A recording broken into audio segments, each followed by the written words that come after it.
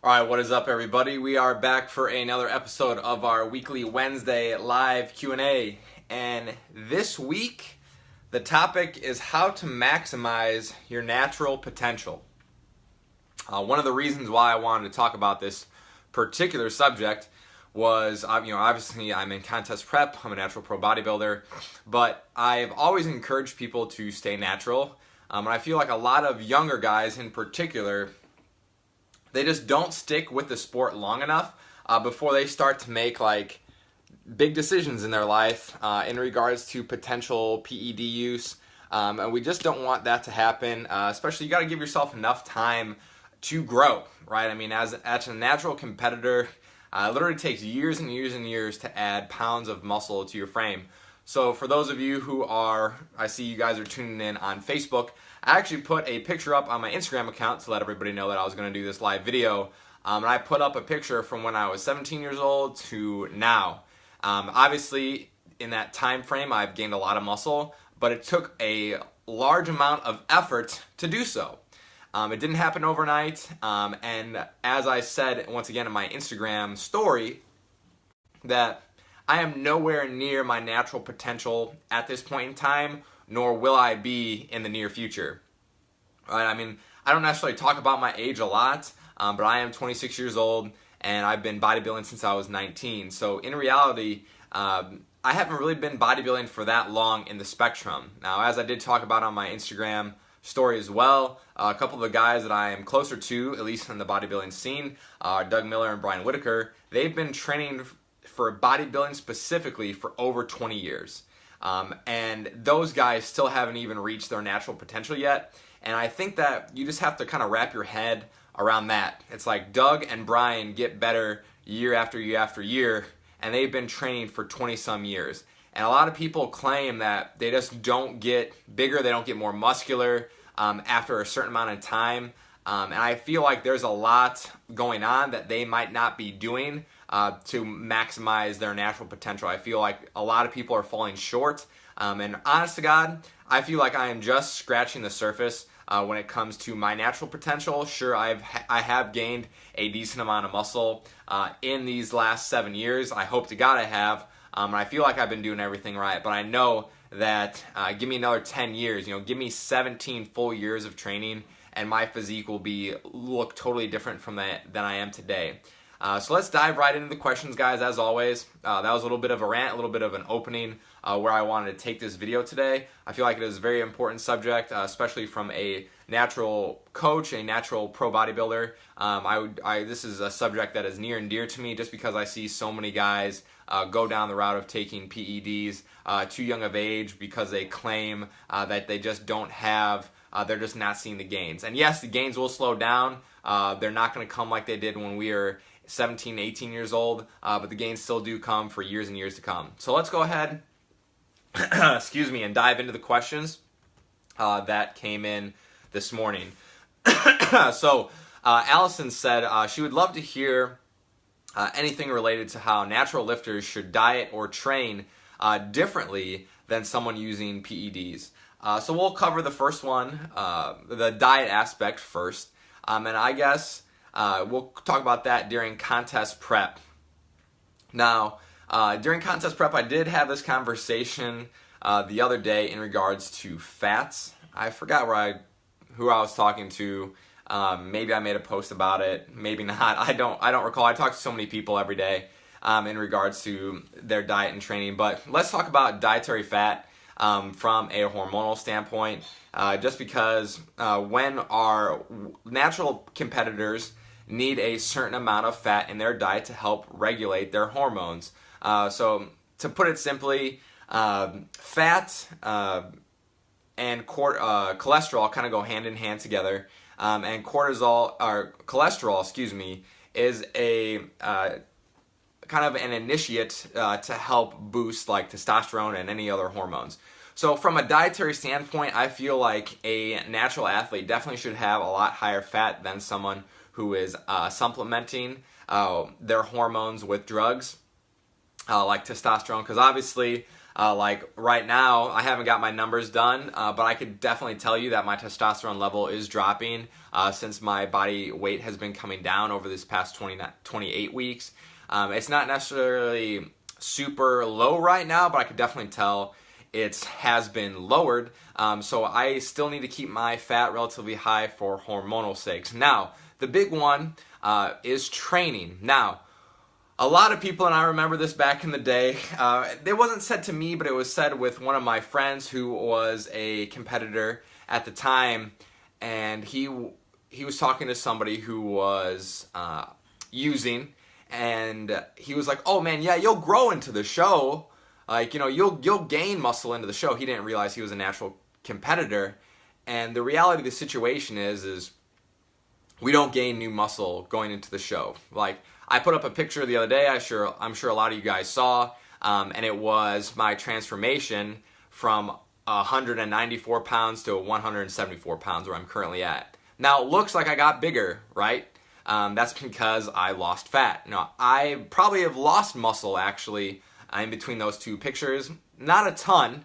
I feel like I haven't, the way that I've gone about it, I haven't lost a lot of muscle mass, but it is inevitable. The longer you are in a caloric deficit, the more potential for muscle loss that you may have as a natural athlete. So in reality, we're not growing into the show. And what I'm getting at is that kind of corresponds to training. So a lot of guys and ladies, they try to ramp up their training as contest prep goes along. Mainly because they think they have the potential to grow into the show like a lot of these IFBB guys do. You know, they gain pounds and pounds of muscle in a 12-week contest prep, whatever. But for us, like, the time to ramp up our training is in the off season when our calories are very high. And I feel like we have it ass backwards when it comes to our approach to training and new growth. So what I'm getting at is a lot of people just try to push really hard for their 16-week contest prep, for their 12-week contest prep. And that's all good and well. That's awesome. You should be. But the time to really push it to the limit, to have like your supersets, your drop sets, your plus sets, beating yourself down every single day is in the off season, because that's when your food is higher. That's when your recovery is greater. For those of you who like are on performance enhancers, your recovery, you're essentially like PEDs. What they do is they just help promote protein synthesis. They help the regeneration of cells. So you essentially repair, and then you in turn grow faster. Obviously, there's different drugs, but more often than not, that's what they do, right? To put it simply, I don't know that much about them. I don't need to know that much about them because I don't deal with that. But so you can grow, you can repair and grow pretty much exponentially as long as you're putting in the work. So you can beat your body up during an off season, during contest prep. For a natural athlete, you can't do that.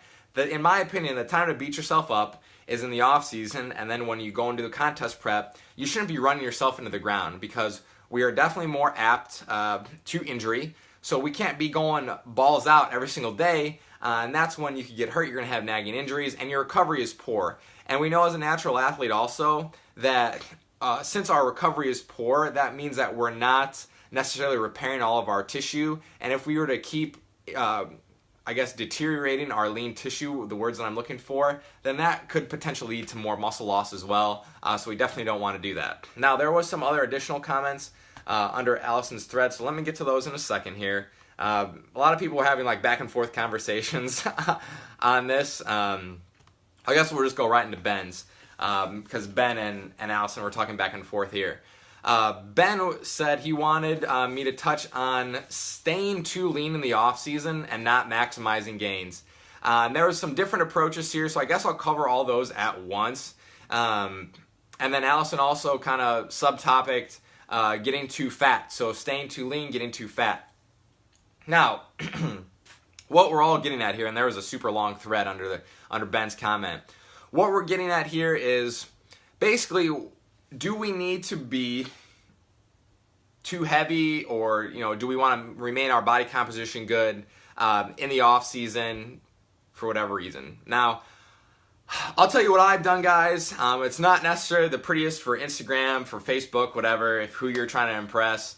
But in my opinion, and this is the way that I've approached my off season for the past so many years, and I mean, it's been, by the time I step on stage this fall, it'll be 3.5 years from stage to stage. Now, during that time, I've basically been in a caloric surplus for well over two-thirds, if not 3/4 of the time.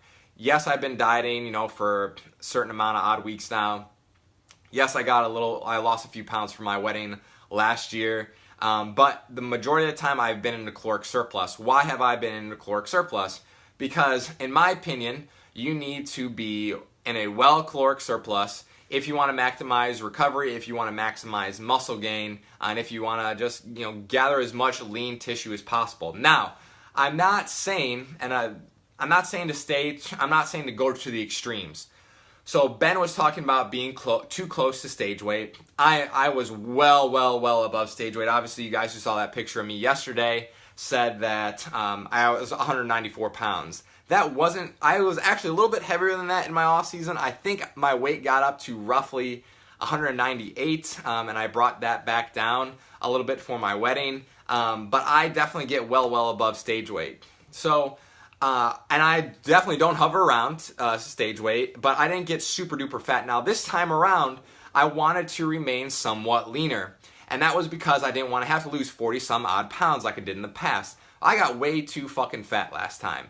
And that probably led to muscle loss. That led to a harsher diet. The diet, in my opinion, I wasn't doing my own diet then. The diet was not approached the correct way. Being in a deficit for 46 weeks was very, very stupid in my opinion. But I was young and dumb and didn't know what I was getting into. Regardless, you have to be able to find that middle ground. So not get super fat and not stay super lean. Now, there is another question in here about hormones, so I'm just going to lump that one into. Now, let's see. I just want to get it right who asked it. I believe it was Karen. So Karen asked also, because all these topics go hand in hand in regards to like body fat set point and normal hormonal levels. And we're talking about staying too lean, getting too heavy. Now, obviously, we know, at least from guys, like as we get super heavy, your testosterone is going to be maxed out. Like when you're like eating a ton and your fat content's high, your testosterone is going to be through the roof. Now, as we know, then that's where I'm at right now, where your when your body fat level is going down, your testosterone level is going down. So we know that that's not necessarily the place where we want to be. Karen was talking about optimizing hormonal levels. Now, there is a fine middle ground. For me, it sits around 194 pounds, where I look okay, which is not necessarily my main concern, but my performance is great, my recovery is good, but my testosterone level is at a good spot. And now, like I said before earlier in this video, I don't necessarily get my testosterone levels taken. I've actually never had that done, mainly because I'm afraid of needles and I throw up every single time I get blood taken. So that is just not a fun experience for me. But regardless, each of us has our own body fat set point. Now, Karen was kind of getting at more or less of percentages. I am not a big fan of percentages because we all know that certain people can walk around leaner than others. Now, guys, I am not one of those people who walk around very lean. I hold a good amount of fat. I'm 25 pounds plus, give or take 25 to 30 pounds plus over my stage weight in my off season. But that's where I feel the most comfortable. I'm not sluggish. When I was 210 or 207 in previous years, I definitely was sluggish. My energy was down. My performance was down. Sure, I was strong as shit. But in the reality of the situation is that if you're so heavy that your wind is down and that it takes you forever to lose all that fat, whatever new muscle that you could potentially gain from gaining all that fat, you're going to lose in the caloric deficit. I do want to just stop here because I saw that Courtney had one question. Courtney said she's had some natural competitors tell me that they want to take some time to grow. That is after they compete spring, then they want to compete in the fall. Oh man, Courtney, that is the worst situation for a natural athlete, especially someone that has been not in the sport for very long. Now, I'm not saying it can't be done, because in years past, I'll use last year as an example, the world champion in the IPE, Sam Okinola. He competed in May, he reversed through the summer, and then he competed in the fall, obviously won the world championships. Worked out well for Sam. Would I recommend that for everybody? Absolutely not. More often than not, what happens when people compete spring, fall, is that after the spring show, they binge because they were in a caloric deficit for a long time. They gain a ton of fat, then they try to restrict themselves right away, and it just goes into this never-ending cycle. They don't allow their metabolism enough time to recover. They don't let their hormones enough time to recover, and they, for sure as shit, they never gain any new muscle. And I still see it to this day, and there's some people that I've seen compete in the Chicagoland area, since that's where I'm based out of. I've seen the same people compete for literally the past 3 or 4 years, spring, fall, and I shake my head, and I'm just like, why the F do you keep competing? Like, are you happy with looking worse every single time? And for me, as a very competitive person, I can't wrap my head around that. That's probably one of the worst things that you could do as a natural competitor, is compete multiple times in the course of a year, spring, fall, and then wrap it into the next year. Like, you could do 1 year, that's fine. If you've had like a 3-4 year off season, that's great. I mean, guys, like I said, I'm going to compete essentially August, September, October, and November this year. In reality, it's going to be more of like actually 3 months total time, like 12 weeks. That's a long ass time to be in contest shape, I'll admit. But I've had 3.5 years from stage to stage, and I haven't been fucking around with getting contest lean. Like, this is my one shot. Like, I'm not going to do this over and over and over again. You're not going to see me competing next year because it takes a long ass time for me to prep, and I'm not one of these guys that's going to, I don't walk around super lean like some of these people, and then you do a turnaround of a 8-week cut and oh man, I'm stage ready. Like, it's just not smart, especially for a natural competitor. And if you're fine with looking worse and worse and worse every year, if you're happy with just being fodder and just getting last place in all your shows, have at it. Go spring, fall if you want to wreck your hormones. If you just want to get a trophy, if you're a trophy hunter, good for you. But that's not what I'm out here to do. I'm out here to contend. I'm here to build a better physique, every single year. And shit, who knows, guys? It might be 5 years till I compete next time. And that's just the reality of the situation. Like last time Doug competed, I swear Doug waited like 5 years from contest to contest. And that's because he knew like he couldn't just take a year off or 2 years off if he wanted to bring a whole new physique to the stage. Like, you literally have to take years and years and years off, especially at the more elite level, if you want to see major changes. All right, let's get back to a little bit of the questions. I know I went off on a little bit of a rant there, but thanks for tuning in.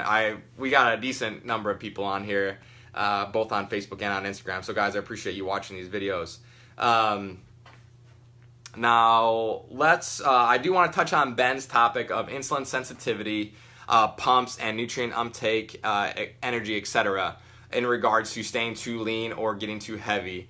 So if we're just pounding our bodies with carbohydrates and with super high amounts of food, then yes, our insulin sensitivity is not necessarily going to be the best, and that may play a role if you're going to have a short turnaround for a contest prep. But guys, in reality, I don't necessarily believe in that all that much, because if you're going to be in an off season, like, you should just be eating as much as you possibly can. I'm not saying that you should stuff your face, but I'm not going to be one of these guys that's going to sit here and preach insulin sensitivity to you and nutrient uptake. Like, whatever you put in your body, you're going to use. Now, I'm not saying that at some point in your off season, like, you should use some kind of glucose utilization agent, because that's going to help with insulin sensitivity. I personally haven't used a GDA in an off season before. I've only used it during a contest prep phase, which I am now, core load. So I'll be interested to see how that helps me with insulin sensitivity in my off season, but I can't personally speak for it. I don't usually have people use a GDA in their off season. It's just not necessarily one of my top concerns. It's not necessarily your bang for your buck, and I will get into supplementation to maximize your natural potential a little bit later on in this video, because I know that Lydia asked that. Energy levels, like I said, when I was super fat, like when I was 210, 208, 207, whatever. Last time around, not this time, my energy, I was definitely sluggish. Going up and down stairs was a chore. I didn't want to do anything semi-active. Now this past off season, I stayed a little bit leaner. I felt a lot better. I could go on hikes, go on bike rides. Running up and down stairs, I was fine. So yeah, I would definitely try to keep things more under control in regards to your body weight, just because your energy levels are going to be better when you're a little bit lighter. At least that's how I feel it, how I feel when I'm lighter. But once again, that point is going to be different for everybody, because everybody just feels good at different points. All right, let's dive in to a couple more here. I think that kind of takes care of Ben's and Allison's comments. Holly asked me, how often should we take time to rest? For example, I've been training hard for 8 months, no more than 1 day off every 3 days for 3 months. And now with having to do cardio 5 days a week on top of 6 days of lifting, I feel like my body's getting tired, taking longer. All right, so basically what Holly's getting at is like, how often should we take an extended break? Now, in an off season, so essentially not in contest prep, I guess I'll tell you what I do, guys. I pretty much, so in an off season, I'm eating enough. My recovery's good. I'm recovering from every single workout. I train 6 days a week. I train very hard during that time. I personally don't take a lot of off days besides 1 day a week, like I feel like we all do. I used to train 5 days a week, but after I got injured, I felt like I had to make up a little bit of time, so I started training 6 days a week. I've been on a 6 day a week training program since essentially last September, or October-ish. So my energy output is pretty high. I'm still not necessarily recovering fully, but my recovery is good enough where I'm still on a 6 day training program. I still only take 1 day off. But in my off season, because this is where Holly is getting at a little bit more, twice a year, and this is when I usually go on vacation. For instance, last year when I got married, I took 5 days off from the gym straight through. And then another point during the year, so that was August, I think somewhere in February, probably February I did. I'd have to look back, actually, but I'm pretty sure it was February, kind of before the Arnold. I took a little bit of time off because I knew I was going to go hard at the Arnold as well. Or actually, it was this year. I don't know. It all runs together, guys. But anyway, twice a year, I take 3 to 5 days completely off from the gym. Other than that, it's just going to be 1 day a week rest day for me. But that's to make sure we are hitting our our protein goals. We're in a caloric surplus. But sometimes if someone's recovery is not as good in between programs, so let's say we run a program for 6, 8, or 10 weeks, then I'll have them take 2 to 3 extra days off in between programs just to help with a little bit of recovery. But I feel like if you're in an off season, if you're eating enough, your recovery should be good enough where you could just pretty much just run straight through. That's coming from me. That I don't know. Maybe I'm a little bit higher level than some people when it comes to training and recovery. I know not everybody is Brandon Wadas, so everybody has their own struggles with recovery, but that's just the way that I see it. That's just the way that I've encountered it. All right, let's get into another one. Let's see. Marie asked, tips to maximize lower frequency splits. To be short, high volume. If you're going to hit something less frequent, you're going to have super high volume days. I've tried super high volume days in the past. It was just recently, actually, I ran a little bit more of a bro split, where I essentially trained one body part a day, kind of, per week. In reality, I still ended up training chest and legs twice a week because I just wanted to. But on those days, I had super duper high volume. Obviously, I would pick, like I said, still try to hit, your lacking body parts maybe twice in a week. Maybe at a little bit lower volume per given day, but still high volume during the week. I'm a big volume guy as it is, but I also like high volume, high frequency. That's just what I've responded best at in my personal training. Whether that responds for everybody, once again, some people respond well more to, lower volume, lower frequency, but I feel like a lot of people don't push the limits of their bodies. They don't give themselves enough volume over the course of the week, especially in the off season. Like I said earlier, you really have to push your limits. Your body will adapt, and you'll find that you actually will recover. Julie said, how many pounds of muscle can a natural season female lifter expect to put on in a year, assuming diet and training protocols are substantial for growth? Great question, Julie. In regards to that, so I'll say right now where I'm at, guys. I am currently on pace, I would say, to be 167 pounds on stage, give or take. That's just what I'm expecting to be. We'll see. I haven't gotten there yet, but I don't know. Last time around, I got down to a low of 163 and some change. So let's just call that 163 even, and 167. So that's like 4 pounds of lean tissue that I might have accrued in 3.5 years. That's a male lifter. Now, I'm not saying that females necessarily gain slower than males, just because, once again, some people, if you're a seasoned competitor, I feel like I'm fairly seasoned. I would be at that intermediate phase.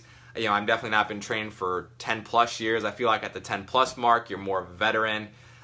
I'm at that 6-7 year phase right now, so I would say I am definitely intermediate. And my rate of gain, and I've done the math, and initially it was quicker. I used to gain like 4 pounds of muscle a year when I was younger. It's slowed down a little bit. I would say that for males, like legitimately 1 to 2 pounds of muscle per year is quite a bit. For females, cut that in half a pound to a pound. I know that sounds absolutely terrible, and that's like painstakingly slow, and that's honest to God that's what causes some people to throw in the towel and to not compete naturally, because when you tell them that they might potentially gain 2 pounds of muscle in a year, or 3 pounds, whatever, let's go to the top end of that, they'll be like, fuck no. And I've seen guys on Instagram, of course, everybody could find it, that are enhanced, and I saw one guy who literally gained like 45 pounds of stage weight. Now, stage weight, mind you, in a single year, he had relative same conditioning from show to show, and that is unreal. So guys, let's do a little bit of math.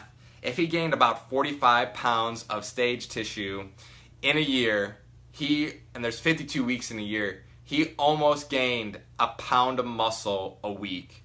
That is unreal. Now I know that's like a perfect storm, but that just goes to show you like the two opposite ends of the spectrum.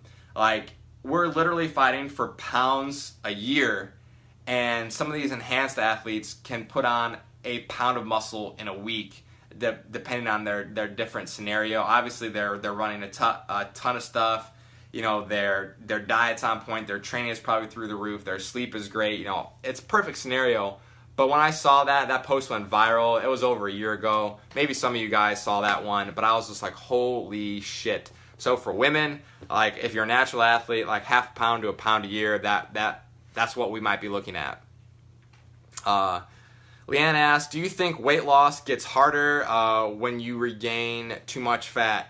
It depends where your metabolism is. If you gain the weight quickly and then you try to lose the weight again, yeah, that'll be tough. But if you gain the weight slowly, allow yourself to build your calories back up, you shouldn't have a problem losing that weight in the long run.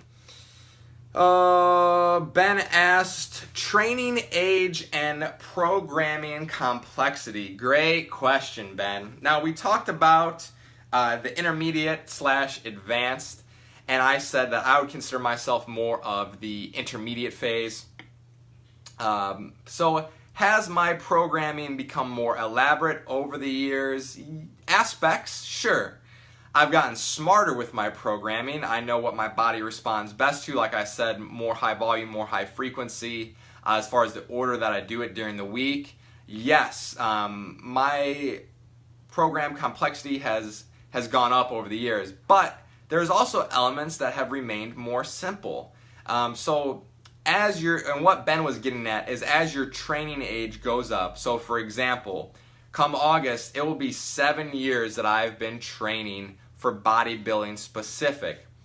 If I were to have done the same program from the very beginning, like if I go back to that program, I probably wouldn't get the same result that I did at the beginning, because those were like my newbie gains. As we progress, yes, your programming has to get a little bit more complex, but I'm also a big advocate of not necessarily coming up with these grandiose schemes for training. I know some people they feel like they're fucking Betty Crocker in the kitchen coming up with different recipes, and they're coming up with these different training programs.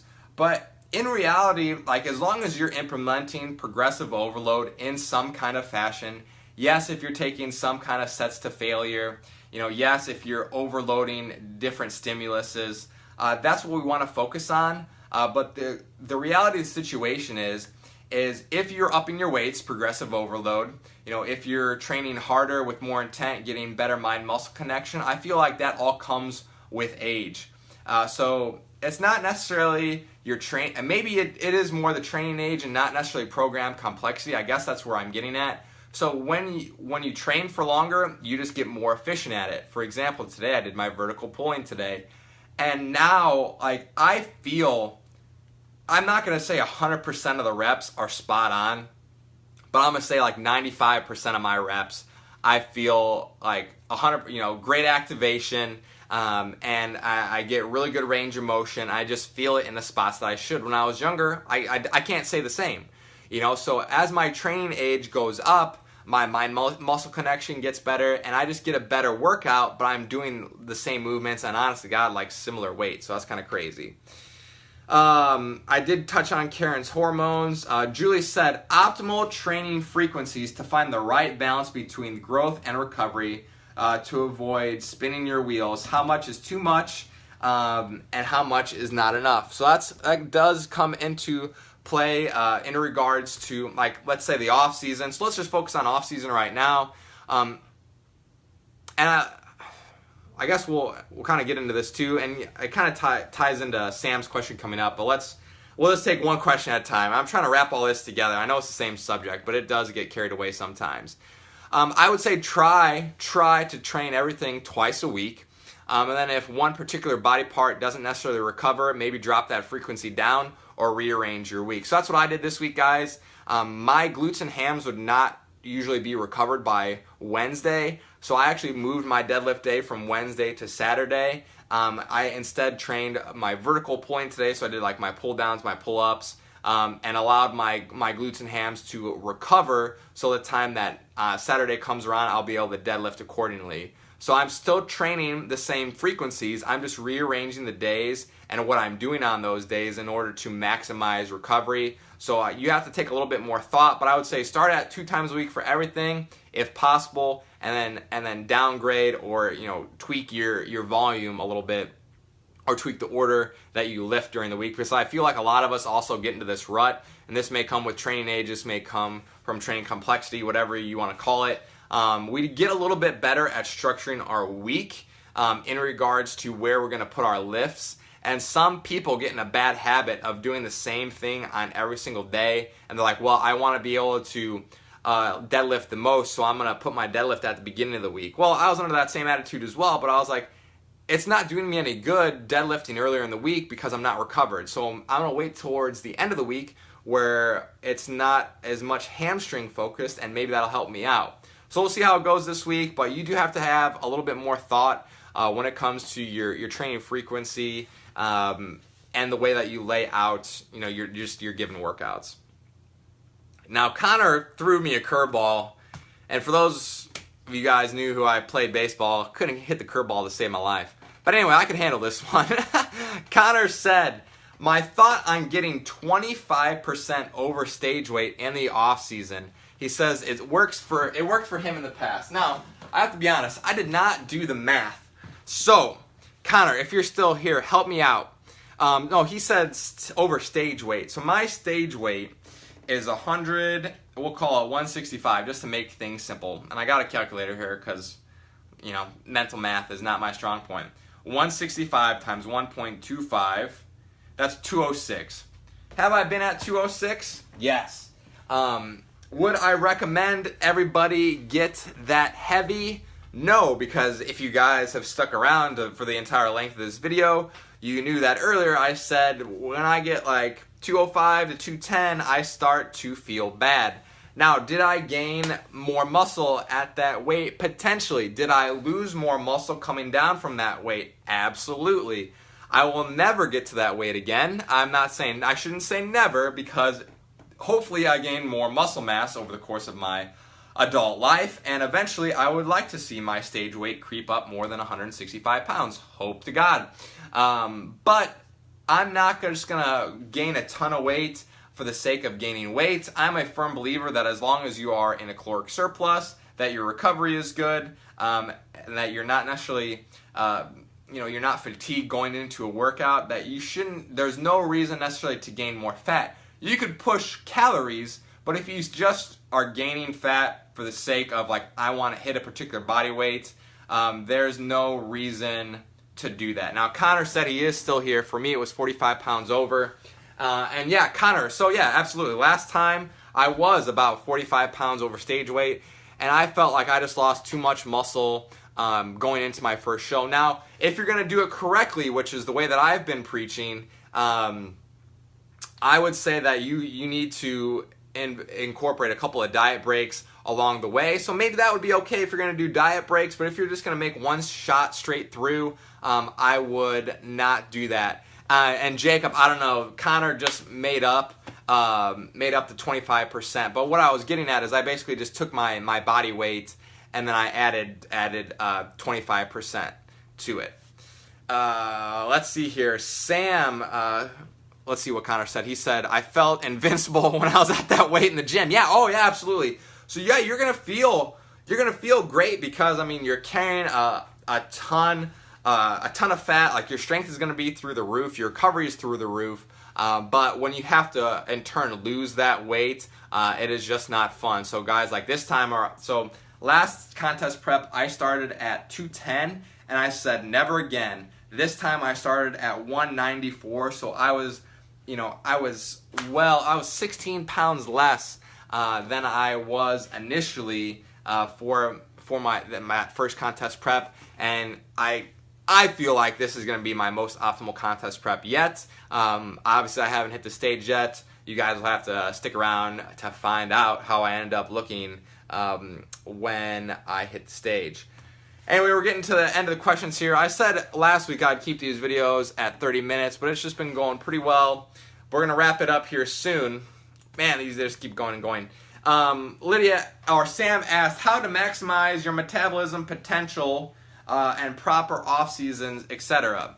That was a great question, Sam. And what I initially thought, and I'm not saying this is Sam because I know she's pretty diligent even in her off season, but what I feel like a lot of people do in their off seasons is they track 4 days a week, 3 days a week, maybe 5 days a week. Whew. And then on the weekends, on the 2, 3, or 4 days a week that they're not tracking, they just eat whatever the fuck they want. They in turn end up gaining more fat. Then they go back to tracking a little bit, and there's just this never-ending cycle. Now, I'm not saying that I am perfect in my off season, but there is a reason why I am able to get my calories up to the point where I am and get my carbs close to 600, get my fat close to 100, and get my protein up towards 300 grams, is because I track very diligently in the off season. I would say more often than not, 90% of the time in my off season, I hit my macros. I go off of macros in the off season. So if you are looking to optimize your intake, I would say that you need to be more diligent in the off season. Now, I know that yes, we do live lives outside of bodybuilding. I completely understand that. That's why I said 90% of the time I hit my macros spot on. There are other times where yes, I do go off slightly. There are times that yes, I'm at a family event, I am deep into my off season, I'm gonna eat whatever I feel like. But that is few and far between. More often than not, I am hitting my macronutrients. And that's one way that I've been able to build my personal metabolism. Now, yes, I do understand I do really understand that I am a more or less of a unique person when it comes to my intake level, because I'm losing weight on 325 grams of carbohydrates a day. I'm eating 2,900 calories and I'm not doing any cardio. I understand that your normal person cannot do that, but it has worked for me that I've built my intake up in the off season high enough where as my calories start to come down, I am able to essentially lose weight eating 300 plus grams of carbs a day. Now that's me. That is not your average person. I'm not saying if you track your macronutrients to the gram every single day that you're gonna be able to eat 300 grams of carbs a day. I'm not saying that, because a lot of it has to do with my metabolism. But sticking to macronutrients a little bit sharper during the off season will give you that much more of an advantage when it comes to building your metabolism. Lydia asks, is it better to hit your macronutrients 100% 90% of the time, or be 90% accurate 100% of the time? Lydia, that's a tongue twister, and I'm going to have to read that again. Is it better to hit macros 100% 90% of the time, or be 90% accurate 100% of the time? Man, that's like a brain buster. So Lydia, you got to realize that I am in contest prep, and my brain doesn't function at maximal capacity, and you're giving me these brain busters. I don't appreciate that. But I think I got it. I would say that being 100% 90% of the time is going to be better, if that makes sense. That's just like asking me, what's the difference between 7 times 8 and 8 times 7? Lydia, you're fucking with me. You're fucking with me. Get out of here. Speaking of Lydia, she asked a question here. At what point, if any, does supplementation begin to affect one's natural potential? What Lydia is getting at is like, can supplements aid in, boosting one's natural potential? And I would say yes, absolutely. Now, a lot of you guys know, obviously I'm affiliated with Core Nutritionals. I've been taking their products since 2014. Has their products been a direct reflection of the gain that I've seen in that time frame, those past 4 years? And you guys might be surprised that my answer will be no. Now, before you go and tattle on me and tell Doug that I said that his products are not responsible for my gains, the main reason, they are a small attribute. So what I'm getting at is like the test boosters that I take during my contest prep and my off season boost my testosterone a little bit above your normal rate, obviously. Yes, they do. But supplements aren't going to be the main reason for the muscle growth that you're going to see over the course of your natural career. Now, I've had long conversations with Doug, with Patrick, with Carl about like the use of natural test boosters, because obviously like those things are going to help at least men the most in regards to gaining muscle. And the way that they told me is, and I appreciate them talking in terms that I can understand, is that it might potentially give you like a 10% boost over the course of your career. But if you're telling me that I could potentially gain 10% more muscle than somebody that doesn't take a natural test booster, I think, that's a no-brainer to me. That's the way that I look at it. I'm going to do whatever it takes to gain 10% more muscle. So yes, there does reach a point where in your career, after the newbie gains slow down, after you reach a certain age, especially for men, like taking a natural test booster can definitely increase your advantage on somebody because it's going to help you gain more muscle. Is it that much of an advantage? No. But I would rather have a 10% chance of winning than a 0% chance of winning, if that makes sense. Boom. Let's see here, guys. We're almost done. At what point does someone know that they can no longer gain size naturally? Asking because at my height and as much as I work out, it seems like I can no longer gain size without putting on too much fat. So, Derek, I would definitely recommend tracking your macronutrients better. And you guys have to realize this, and this is maybe what Derek is failing to do, is that sometimes the scale is, you can't go off of scale reflections and rate of gain in regards to muscle, because over the course of my bodybuilding career, the scale hasn't honestly moved that much. After my initial like newbie phase, I was like 203, and I've been around 203 for years. And have I gained muscle just because my body weight hasn't been that high? Yes, I've definitely gained new muscle. You guys saw the picture today. So we have to take more pictures in regards to gaining new muscle than a reflection in the scale. Now, if our strength is going up, that means we're probably gaining more muscle. So that's one thing to go off of. But one thing that is very, very tough to tell is in an extended off season when we're fat. Like when our body fat levels are high, it's very hard to tell if we're gaining any new muscle because it's under the layers of fat, guys. And you don't know if you've gained any new muscle until you start peeling it back. Like, I'll be honest, when I started dieting this year, I was like, whew, man, I hope I gained some new muscle. Like, I looked at that picture of me at 194, and I was like, oh, geez, I look pudgy. Whew, man. But as the weight has come off, I've noticed that, yeah, gee, I'm a lot bigger than I was last time around. You know, I have a ton more muscle, and at least a much different look than I'm bringing last time. So yes, I've gained more weight, but it's only now that I'm starting to realize it that the pounds are starting to come off. Now, last one, and then we're done. Man, this went over 45 minutes. Holy shit. Michael asked, at what age does the natural decrease in testosterone start to limit potential without supplementation?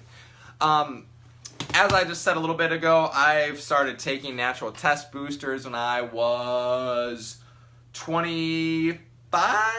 Question mark on that. Boom. I think I was 25 when I started taking natural test boosters, just because, like, legitimately, that's 23 to 24 is like when you like max out your natural T levels, and then after that it is a very, very slow decline until we're in, I would say, about our 40s, and then after that it's a little bit more aggressive. But I would say that take advantage of any of the extra test boosting capability that you have if you have the funds. Mike, I don't know how old you are, but I would say that anytime, you know, after the age of 30, you definitely want to get on some kind of a natural T booster. Once again, it's like the bang for your buck, like I said earlier in the video. Do you want to have a 10% more chance of gaining muscle than someone who's not? The way that I look at things is, yes, you know, you definitely want to have that extra capability of adding some new muscle. So to wrap it up, guys, in order to maximize your natural potential, you need to make sure that you are, one, in fact, tracking your macronutrients in your off season or sticking to somewhat of a diet, not getting too fat. Two, staying in the sweet spot where you're not too fat, you're not too lean, your training performance is high, your strength is good, you feel good, but you're not sluggish. And then third, you know, we're looking to maximize our natural potential by taking some supplements in order to boost our capabilities. And last but not least, you have to give yourself enough effing time to grow, because it takes forever. If anyone has seen the movie The Sandlot, forever to gain muscle naturally. It takes years for us to gain pounds and pounds of muscle, but in my opinion, it is well worth it in the end. You know that all the hard work that you put in is only from the food that you've been putting, the supplements that you're putting, not from the drugs that you've been putting in your body, and no one can ever take that away from you. So guys, hopefully today you learned a little bit how to maximize your natural potential.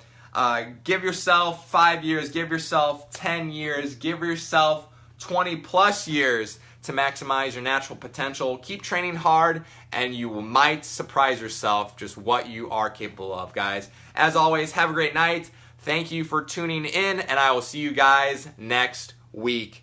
Peace out. Ending both videos at once. Can he do it? Normally he can't. All right, guys. Peace.